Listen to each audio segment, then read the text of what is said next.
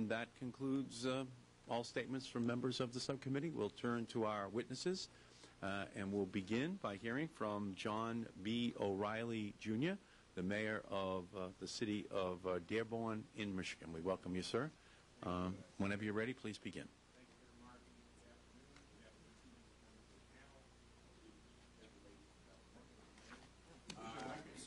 Good afternoon. Turn on your microphone. Okay, good. Here we go. Okay.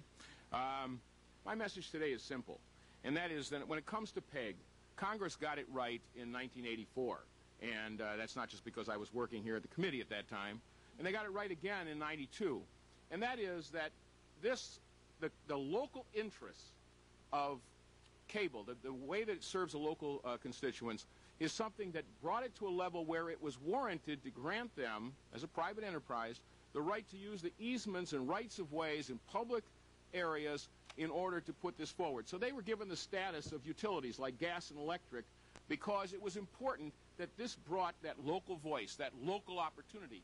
And PEG is the example of that local opportunity. That's what made the compelling argument for extending some of the privileges that have been offered to cable. And so when we contrast with other mediums, we have to remember that that was a unique element of that. And another thing that I want to talk about is that Dearborn and all local governments welcome broadband competition. We are lucky we have two wire-to-wire competitors, WOW and Comcast, in our community, and they're going at it head-to-head. We have a wide divergence of satellite dish providers. We have now AT&T entering the marketplace. We have given over 7 licenses to broadband and bundled carriers along our major rights-of-way. We have approved point-to-point communication that has to be strung up. So we have been out there promoting and accepting a wide range of different models within the area of competition. We're not afraid of digital. We shoot in digital, edit in digital, we show our stuff in digital. Digital is a format we use and we're happy with, and that's on our local cable. We have a robust local cable operation. We have every voice in the community represented. We have a lot of special programs, and that goes back to something unique. Dearborn has an interesting place in cable legislation history because in 1984, when Senator Goldwater was promoting S66, his version of the cable legislation at that time, he singled out Dearborn in his remarks on the floor as an example of the onerous imposition that powerful cities were exercising over the poor cable companies. He didn't have the facts right, so I'm going to take this liberty to represent us well. What happened is, in those days, in 1980 and 81, cable providers were going out and doing rent-a-citizen. Prominent citizens were put as a frontage piece to get the cable contracts. There were a lot of aggressive promotions offered to get the cable contracts. It was a wild time. Dearborn chose a different path. Dearborn established a Blue Ribbon Commission. It appointed technicians, engineers, educators, lawyers, who went out and researched everything that was going on in the marketplace at that time, and it brought it all back to the table and put together an RFP for cable that was extraordinary. In fact, so extraordinary that no provider should have bid on it. And I agree with Senator Goldwater at the time that what he is, it's a good example of what should not have been done. But this was a private marketplace, arm's length. The cable providers had no gun to their head. They wanted it. They went after it with some concessions. And again, that's what I'm pointing out is no one should save, in a marketplace environment, no one should save someone from their own bad decision. And I think that's the case. And I think I make that case very well for Dearborn.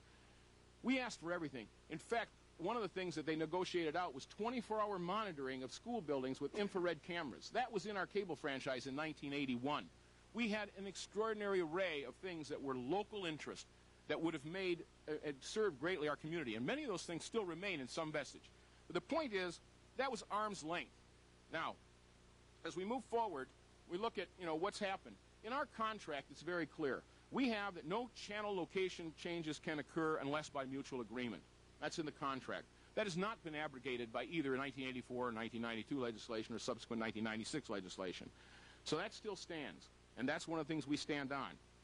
Well, last year in Michigan, and I think it's happening around, and this is something that we're asking you to look into, Michigan legislation moved into the cable regulations with a strong support of some of the parties here, and it seems that maybe the result didn't make people happy.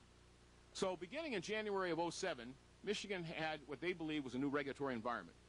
The first contact we had from Comcast was, that we were going to lose the free cable that had been included in our contract to the 3 fire stations and other city buildings in our community. We said, okay. We understand that's a marketplace decision. They were the only ones doing it. We made no objection because we understood to be competitive, they had to shed some things that were that need to be shed. The next communication we got in 07 was close all the local cable TV production studios. There were 9 in the state of Michigan. That's down from 1 in every community, by the way. When cable first came in, every community was asking for one. It had gone down to 9 statewide. This is not where cities produce their cable. This is where the local things. Our Rotary Good Company program was there. Our Kiwanis Talk program was there. A lot of programming that's locally based by local public groups was produced there. Those were gone. The city is now affording our equipment and so on to help produce those programs to continue it. Mr. O'Reilly, if you could summarize, please. I could. I'm sorry. We had made no objection. I'm sorry. I thought I had 5 minutes. Anyway, the last one was that PEG was moved from basic service into 900 tier of analog. What we're saying, and we went to court, and you'll have this. The Eastern District Court Judge, Judge Roberts, agreed that federal exemption would apply, and decided on our behalf in terms of a stay, temporary restraining order. But we just want to say that we think that PEG needs to be in the basic service tier, that they need to be bundled together. I don't object to moving them to digital, but they should not be separated. They're part of that commitment. Local must carry, and digital and PEG should be bundled together. Good. Thank you. Thank you, Mr. Mayor, very much. We appreciate it.